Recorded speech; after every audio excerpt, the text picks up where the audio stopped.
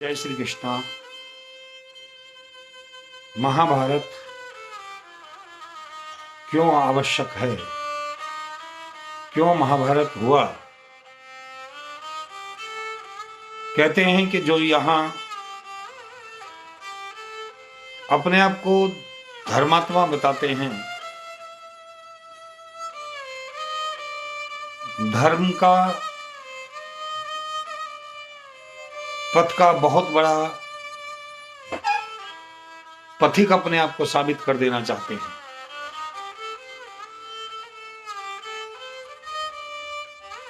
और उसी आधार पर उनका जीवन जो है वो जब कसौटी पर खरा नहीं उतरता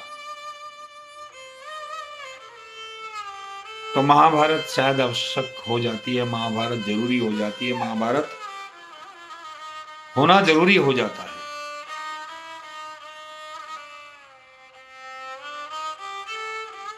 महाभारत क्यों हुआ?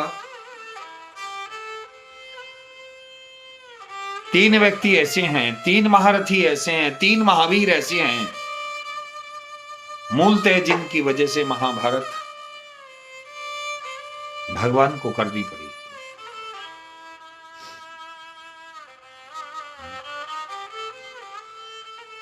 अब धर्म का आचरण करना, धर्म के आधार पर अपने आप को प्रदर्शित करना, धर्म के आधार पर दिखावा करना,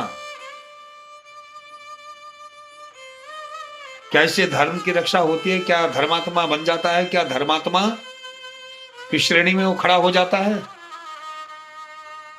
क्या धर्म की रक्षा हो जाती है उससे?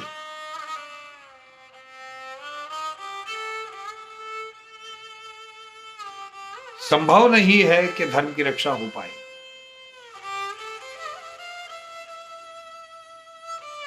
महाभारत जरूरी क्यों है, क्यों हुआ? कहते हैं कि जब जिसके पास शक्ति है, जिसके पास सब कुछ है, तीन पात्र महाभारत के ऐसे हैं। पहले भीष्म पितामह है, दूसरा कर्ण है, और तीसरा महाचरित्र जो है वो गुरु द्रोणाचार्य है। अब इनकी श्रेणी का आकलन आप यदि विस्तार से करें तो इनके पास क्या नहीं है, ये क्या नहीं कर सकते थे, क्या असंभव था इनके लिए? जिसे जीतना ही असंभव हो, जिसकी मृत्यु हुई असंभव हो, जो दूसरों को शिक्षा दीक्षा देकर महान धुरंधर बना दे, ऐसा व्यक्ति तो जब अधर्म के पक्ष में खड़ा हो जाएगा जाकर, ऐसा आधार जब अधर्म का पथ का चुनाव कर लेगा तो महाभारत होनी जरूरी हो जाती है।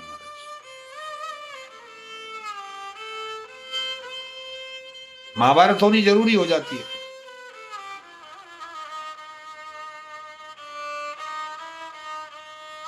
तीनों के तीनों महारथी हैं। जीवन के आधुनिक परिप्रेक्ष्य में जो धर्म की रक्षा का बिगुल बजाते हैं, जो धर्म की रक्षा का, अब क्या विस्तार से कही महाराज, जो आधुनिक परिप्रेक्ष्य में जो हो रहा है, क्या इससे धर्म की रक्षा संभव है? हुण आए, तुर्क आए, मंगोल आए, डच आए, पारसी आए, पुर्तगाली आए, यमन आए, मुगल आए, अंग्रेज आए, हैं?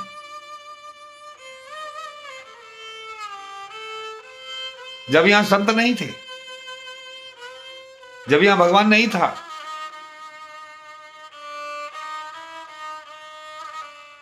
जब यहां महात्मा नहीं थे, जब यहां शक्तिशाली लोग नहीं थे, फिर भी गुलामी झेलनी पड़ी, फिर भी गुलाम हुआ, फिर भी दुर्दशा हुई।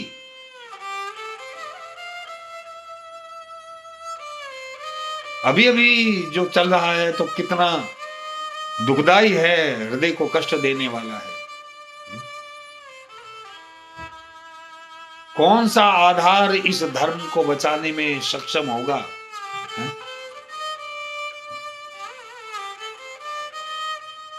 पहले तो यही निर्णय कर लेना जरूरी है।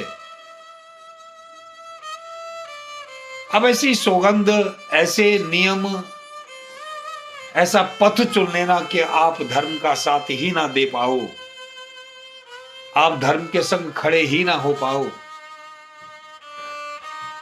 आप धर्म का संरक्षण ही ना कर पाओ, तो फिर औचित्य क्या रहा आपके जीवन का? और धर्म तो बचना संभव नहीं है। धर्म संभव नहीं है बचना।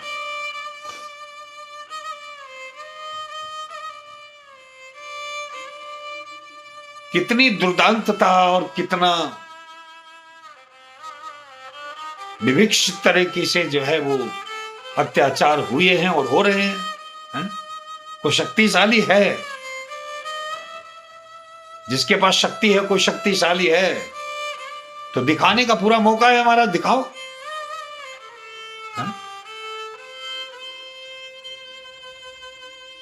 ये प्रवचन से, सत्संग से, आवरण से, दिखावे से क्या कुछ संभव है? औकात नहीं है महाराज किसकी। अरे जब कौन महाराज किसकी औकात है, कौन सुरक्षा कर पाएगा?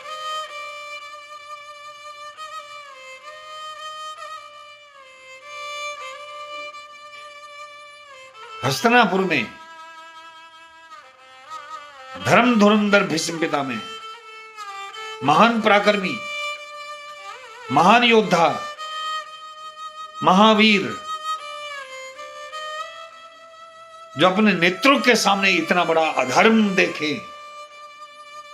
कि कुलवधू की वस्त्र हरण हो रहे हो, तो वे क्या करोगे ऐसी वीरता का, और क्या करोगे ऐसे पराक्रम का? अरे सीधा सा आधार है महाराज, है तो कुछ दिखाओ। यदि कुछ शक्ति है, कुछ भक्ति है, दिखाओ ना महाराज कहीं से।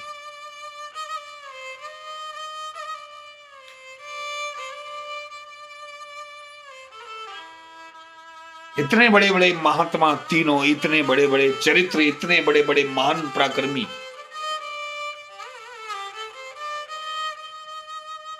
भगवान ने तीनों को समझाया,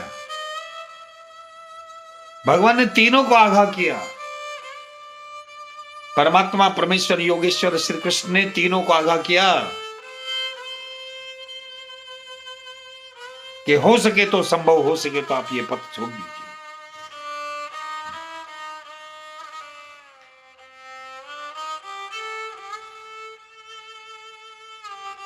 कर्ण जैसा महारथी, जिससे बड़ा कोई पराक्रमी और जिससे बड़ा कोई दानी ना है ना होगा महाराज। इतनी बड़ी शक्ति प्राप्त करके, इतनी सिद्धियां प्राप्त करके, इतनी बड़ी कृपा प्राप्त करके, महान शौर्य और पराक्रम होने के बावजूद भी आप अधर्म का साथ दें, तो फिर महाभारत नहीं होगी तो क्या होगा फिर?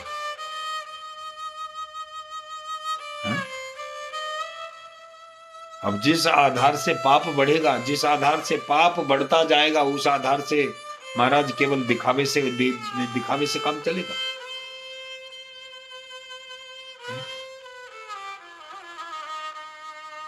आधुनिक परिप्रेक्ष्य में जो धर्म संकट में है, तो उसको बचाने का आधार महाराज कौन उठाएगा बीड़ा, कौन रक्षा करेगा, कौन आएगा महाराज बचाने के लिए?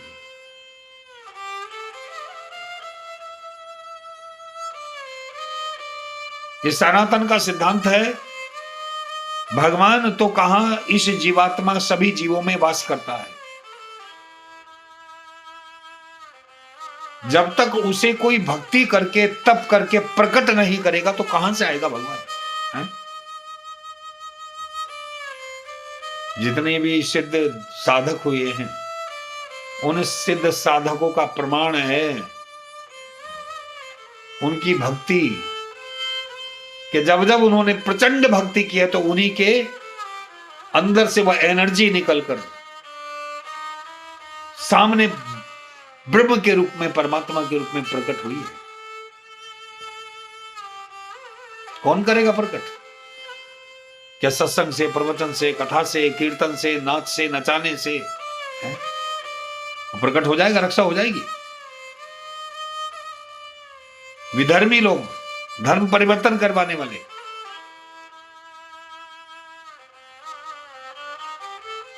वो सोशल मीडिया पर बड़ा विस्तार से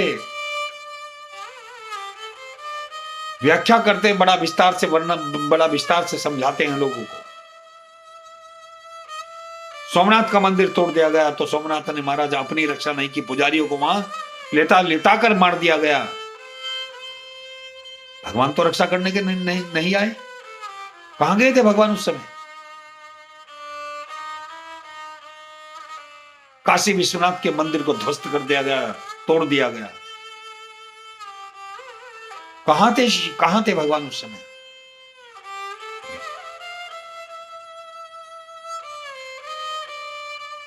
कहां? कौन रक्षा करेगा महाराज? राम मंदिर को कहते हैं कि 24-25 बार तोड़ेगा, एक बार नहीं। कहां थे राम जी? ऐसा उल्टा उदाहरण देकर, उल्टी व्याख्या कर करके महाराज वो क्या करते हैं, लोगों की बुद्धि को भ्रमित करके उनका धर्म परिवर्तन करवाते हैं। कोई जवाब है?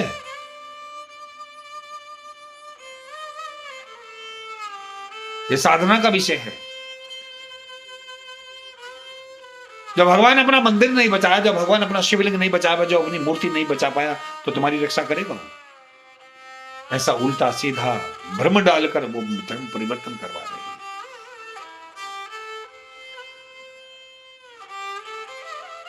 साधना में यदि आप जाएंगे, पतंजलि योग सूत्र में, योग वासिष्ठ में, कपिल मुनि के सांख्य सूत्र में, ध्यान मार्ग में विस्तार से वर्णन आता है कि महाराज जब आपका मन, आत्मा, शरीर एकाकार हो जाएगा और इसी शरीर से ब्रह्म शक्ति निकलकर प्रकट होगी, बंधु साधना कौन करेगा? कैसे रक्षा हो जाएगी महाराज?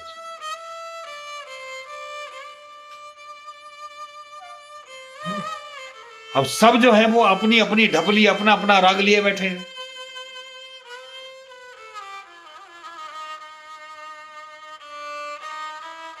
एक महाराज पहले कृष्ण के विरोधी थे, भगवान के विरोधी, मूर्तियों के विरोधी। वो आज कृष्ण के प्रेमी बन रहे हैं। वो आज कृष्ण के इतने प्रेमी बन रहे हैं महाराज, वो कह रहे हैं कि वो योगेश्वर कृष्ण है, उसने धर्म की पुनर्स्थापना के लिए अवतार लिया है। उसे जो है वो ब्रज के जितने प्रसंग है, ब्रज की जितनी लीलाएं हैं भगवान की, उनके ऊपर आक्षेप करते हैं वो। एक बार कभी ब्रज जाकर देखो, ब्रज में उन साधकों को, उन तपस्वियों को देखो जाकर, जो वहां उनके उस नाम के ऊपर, उनके उस रूप के ऊपर, उनके उस मोहक लीला के ऊपर वो पूरा जीवन न्यौछावर कर दिया। पूरे जीवन को महाराज वो तप में लगा दिया उन्होंने। बिना तप के आप कुत्तों की तरह भौंक कर धर्म को बचा लोगे? महान धुरंधर भीष्म पितामह द्रोणाचार्य और कर्ण, उनकी गति दुर्गति की तरह उनकी कैसी मृत्यु हुई महाराज, कितनी दर्दनाक मृत्यु हुई उनकी, कितना दर्दनाक तरीके से महाराज उनका शरीर छूटा। केवल आप उल्टा सीधा आक्षेप करके, उल्टा सीधा आप बोलकर क्या किसी को सुधार लोगे? क्या कोई धर्म पथ खड़ा हो जाएगा? मैंने कईयों को पूछा कि महाराज आप जो ये प्रवचन कर रहे हैं, आपके घर वाले भी सुनते ही नहीं है? एक जगह कार्यक्रम हो रहा था हमारा थाना भवन के पास में, वो रात भर घेर कर बैठ जाते 20-30 लोग। हमने पूछा कि भैया जो आप जिस पंथ से जुड़े हो, आपकी मां वही जाती, कह जी वो तो शिव जी पर जल चढ़ाती है सुबह जाकर। अरे पहले अपनी मां को तो तू प्रवचन बाद में कर ला, पहले अपनी मां को जो है उस पंथ पर चला कर देख। अब क्या करें महाराज? शिव तत्व जो है वो ब्रह्म की पूर्ण एनर्जी है। जब साधना होगा, तप होगा, जब भी तो कुछ पता लगेगा। और महाराज तुम बेवजह इधर से उधर कहोगे, उधर से उधर कहोगे, इस पर आक्षेप करोगे, उस पर आक्षेप करोगे, क्या इससे कुछ हल हो जाएगा, रक्षा हो जाएगी धर्म की? इतने युगों से, इतने सालों से महाराज, इतने समय से लोग बताते आ रहे हैं, करते आ रहे हैं, सुनाते आ रहे हैं, सुनते आ रहे हैं, कुछ धर्म की रक्षा का हुआ संभव? बड़ा विषय बड़ा गंभीर है। आपकी भारत भूमि महाराज वो लगभग 40% बंधक हो गई। केरल जहां आदि गुरु शंकराचार्य ने महाराज अपना प्राकट्य लिया, प्रकट हुए जहां शंकराचार्य, वो भूमि बंधक हो गई। बताइए महाराज क्यों? है क्या जवाब कोई? जहां शंकराचार्य का प्राकट्य होता है वहां 98% जो हिंदू कन्वर्ट होकर महाराज वो क्रिश्चियन और मुस्लिम बन गया।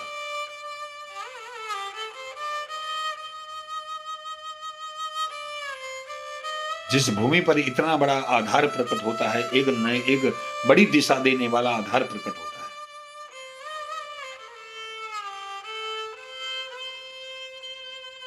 शंकराचार्य महाराज की एक जीवन का वृतांत आता है। एक महिला से भेंट हुई, और महिला से जब भेंट हुई तो महिला ने जिस ग्रस्त मार्ग के बारे में उनसे प्रश्न किए तो शंकराचार्य वो जवाब नहीं दे पाए।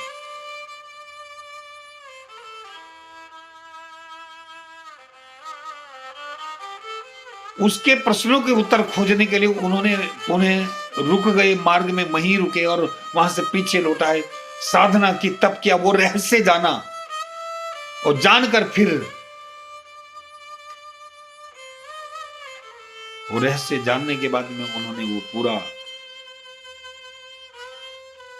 जब आवरण अपने भीतर प्रकट हुआ देखा,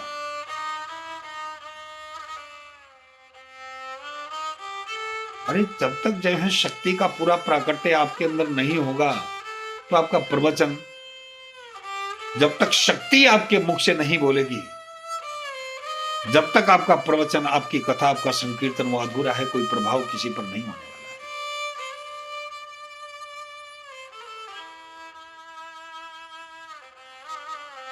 तो ध्यान रहे,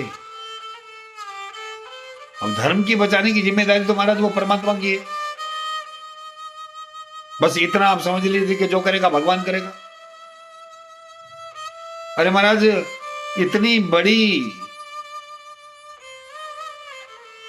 बड़ी समस्या खड़ी, इतना बड़ा जो है वो संकट खड़ा हो जाए कि मंदिर टूट जाए, शिवलिंग तोड़ दिया जाए, मूर्तियों को तोड़ दिया जाए, अपमानित कर दिया जाए, इससे बड़ा घृणित कार्य कोई हमारे लिए हो सकता है क्या? परंतु उन मूर्तियों में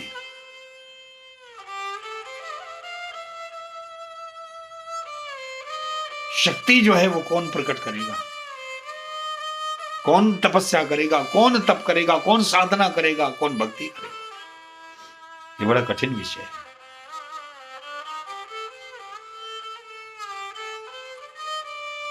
रहा भीड़ का विषय, स्वामी विवेकानंद ने गुरुदेव से पूछा, रामकृष्ण परमहंस से, कि गुरुदेव भीड़ लग रही है बहुत ज्यादा, लग रहे पगला गया क्या तू? चींटी देखी है कभी जाती हुई? चींटी अंधी होती है, चींटी अंधी होती है, उसको दिखता नहीं है।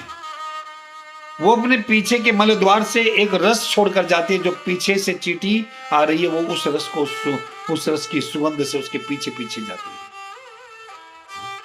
बस यही, केवल इतना ही आधार रह गया क्या भक्ति का? न तप करना, न तपस्या करनी, न कुछ करना। ये ज्वलंत उदाहरण है महाराज, ज्वलंत आधार है। भीष्म पितामह हैं, द्रोणाचार्य और कर्ण, इतने बड़े धर्म धुरंधर हैं, महान शक्तियां हैं उनके पास में।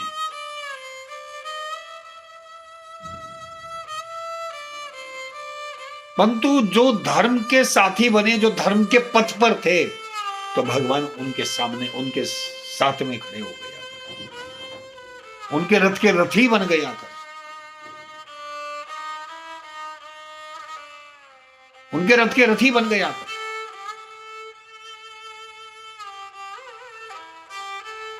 और भीषण युद्ध हुआ। उस भीषण युद्ध में बड़े बड़े योद्धा, बड़े बड़े महारथियों का संहार हो गया, परंतु इन तीनों की दुर्दशा, इन तीनों की दर्दनाक मृत्यु ऐसे नहीं होनी थी महाराज। परंतु जो ये निर्णय नहीं कर पाए कि मुझे हर संभव, हर हाल में मुझे धर्म के पक्ष में रहना। धर्म के पक्ष में रहने का अर्थ ये नहीं है कि महाराज आप जो है बेवजह बवाल कर दो, आप सड़कों पर उतर।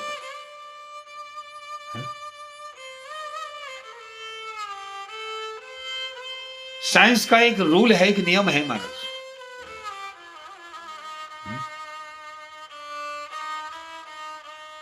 If you have not energy, तो you can be defeat anywhere. आप कहीं भी जो है हार सकते हैं यदि आपके पास एनर्जी नहीं है। यदि आपके पास एनर्जी नहीं है तो यू कैन डिफीट एनीवेयर, आप कहीं भी हार सकते हैं महाराज, ये ध्यान रखो। और एनर्जी महाराज वो बाहरी आवरण से आया हुआ एनर्जी नहीं आती है।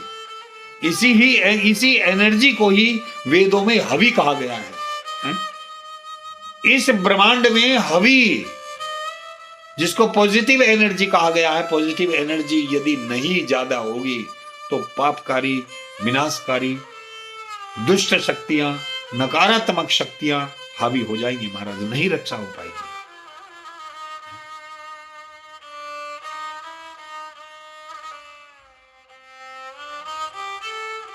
अब ये बड़ा चिंतनीय विषय है,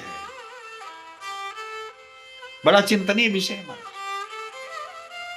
एक विषय ये भी आप ध्यान रखें कि आपके सोच लेने से, आपके कह देने से, आपके विचार के अनुसार ये जगत नहीं चलना है। कोई जीव भी नहीं चलना है, घर का कोई व्यक्ति भी नहीं चलना है।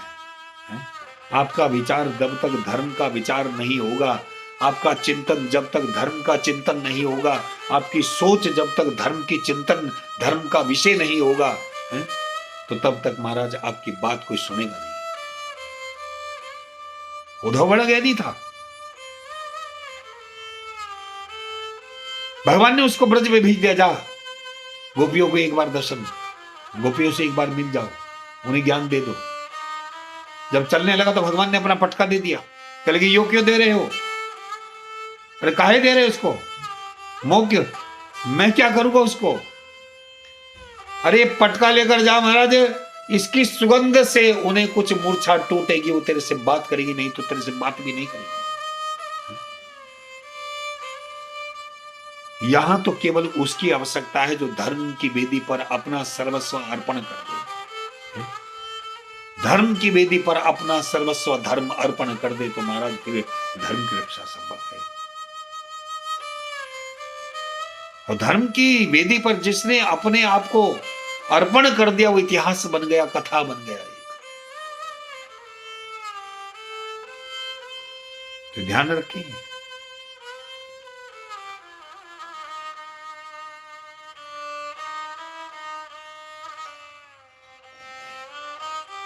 हमें जो कभी कभी धर्म लगता है तो कभी कभी वो बहुत बड़ा अधर्म होता है, कभी कभी जो धर्म लगता है वो बहुत बड़ा अधर्म होता है। ये दृष्टि देखती नहीं है, दिखता नहीं है हमारे। कितने लोगों को दिखाई देता है सूर्य के उजाले में, चंद्रमा के उजाले में, बल्बों के उजाले में नेत्र देखते हैं, नपट अंधा है। यदि सूर्य की प्रकाश चले जाए, यदि कोई लाइट बंद हो जाए तो कहां दिखता है? ये नपट अंधी आंखें, और मन इससे 10 गुना ज्यादा अंधा है। जो मन यहां अपने अनुसार इस जगत को चलाना चाहता है, इस मन को जब तक आप धर्म के आधार पर इसको समर्पित करके धर्म के आश्रय में इसे धर्म के अनुसार नहीं चलाओगे, तब तक संभव नहीं है महाराज के धर्म की रक्षा का भाव इस मन से निकल जाए। संभव नहीं।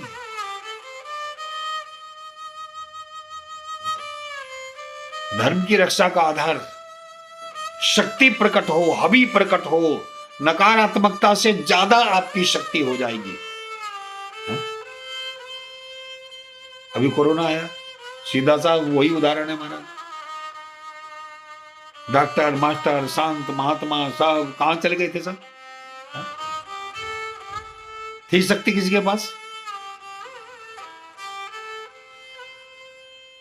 वो क्या बढ़ गई? वो नकारात्मकता बढ़ी, पॉजिटिविटी कम पड़ गई उसके सामने। नकारात्मकता बढ़ गई, कार्बन डाइऑक्साइड ज्यादा बढ़ गई, तामसिकता का भाव ज्यादा आ गया, लोगों को सांस लेना मुश्किल हो गया, घुटन हो गई। सीधा सा यही आधार है ब्रह्मांड में, इस वातावरण में जिसकी शक्ति ज्यादा होगी विजय उसी की है। अब पापकारी शक्तियां बढ़ जाएगी तुम्हारा, जो उनका आधिपत्य हो जाएगा। अब क्या समझते हो कि सत्संग करने से, कीर्तन करने से, कथा करने से, हैं बड़ा बड़ा चोला इधर उधर मारा, डोला डोला लेने से धर्म का रक्षा का संभव है? जब यही अनुभूति नहीं होती, जब यही नहीं पता लगता कि हमारे पास एनर्जी उतनी है क्या जितनी महाराज ये विधर्मियों के पास, ये नेगेटिविटी के एनर्जी के लेवल में हमारी एनर्जी है क्या?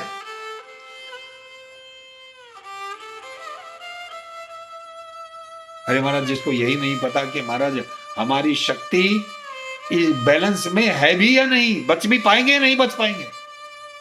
40% भूमि भारत की बंधक हो गई। अखंड भारत की कामना करते हैं हमारे पाकिस्तान, भूटान, बर्मा, बांग्लादेश का तो बुरा हाल है, देख रहे हैं, बचाओ जाकर।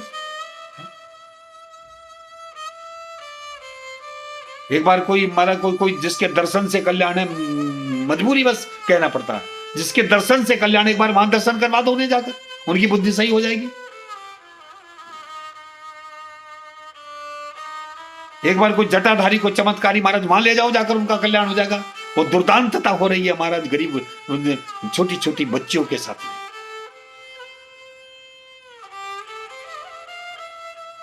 बड़ा दिल दुखता है।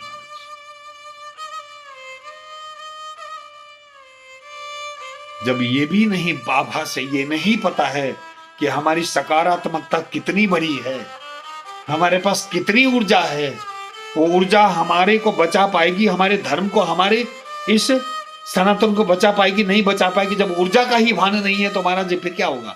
अब 40% बंधक हो गई तो ऊर्जा 60% हो गई तो काम खत्म। अंडरस्टूड बातें हैं, बहुत गहरी हैं समझने के लिए। महाभारत करने के लिए भगवान नहीं आएंगे अभी।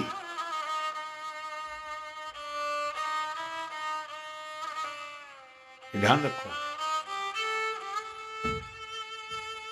तो सीधा सा बस आधार यही है कि कम से कम कुछ ना कुछ कोई ऐसा यत्न करेंगे महाराज जिससे सकारात्मकता, जिससे आपका पुण्य बढ़ जाए, आपका धर्म बढ़ जाए, इस संसार में, इस ब्रह्मांड में, इस वातावरण में आपका जो सकारात्मकता का बैलेंस जो है कम से कम बना रहे। तो कोई ऐसा कर्म, ऐसा कोई आधार जरूरी है, नहीं तो संकट है बहुत बड़ा, बचाना मुश्किल है। अगले वाले जो युद्ध होंगे, आगे आने वाले जो युद्ध होंगे वो भयंकर होंगे महाराज।